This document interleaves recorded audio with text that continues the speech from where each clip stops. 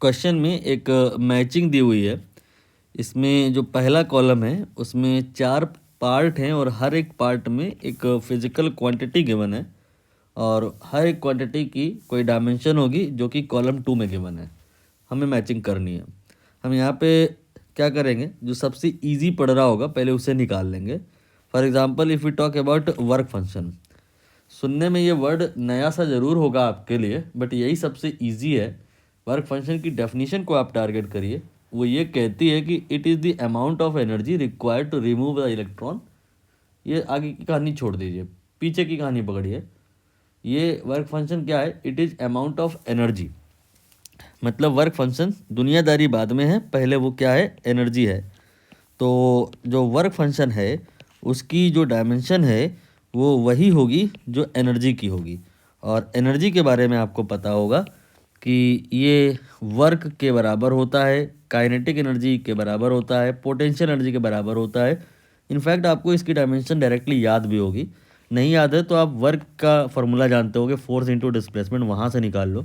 ये आ जाएगा m(L)t-2, ये हुआ फोर्स मल्टीप्लाइड बाय डिस्प्लेसमेंट, तो m(L)2t-2 ये आ गया dimension of the energy and also the dimension of work function. Now see over here, किधर है m(L)2t-2? ये आपका फोर्थ में ही है, सो डी का मैचिंग फोर्थ से हो जाएगा।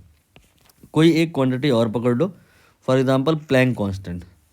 प्लैंक कांस्टेंट ये भी सुनने में आपको नया लग रहा होगा, बट ये आपको पता होगा, माइट भी ना पता हो, कि प्लैंक कांस्टेंट एंगुलर मोमेंटम के ही बराबर होता है।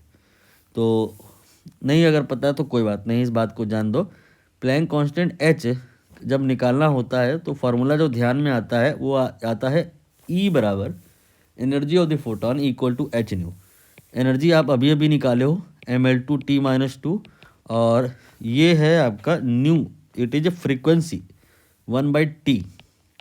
ना यहाँ से h निकालो तो ये आ जाएगा mL2t-1। यहाँ पर ढूंढ लो कहाँ पे है, ये बी वाले में आ रहा है, सेकंड ऑप्शन mL2t-2। तो Planck constant c matching with third. Now check कर लो एक बार, हो सकता है आगे ना करना पड़े। सी का जो सेकंड है, सी का जो सेकंड है वो यहाँ नहीं है, डिलीट हो गया, और यहाँ भी नहीं है, डिलीट हो गया, यहाँ भी नहीं है, ये भी डिलीट हो गया। तो मुझे इसका मतलब इस क्वेश्चन में केवल सी जो प्लैंक कांस्टेंट है निकाल लेना चाहिए था, बाकी ये नहीं करना पड़ता। तो डी यहाँ पर देख लो एक बार फिर भी, फोर्थ से मैच हो रहा है कि नहीं? डी आपका फोर्थ से मैच हो रहा है। यहाँ पे जो करेक्ट आंसर बनेगा जाके that will be option B.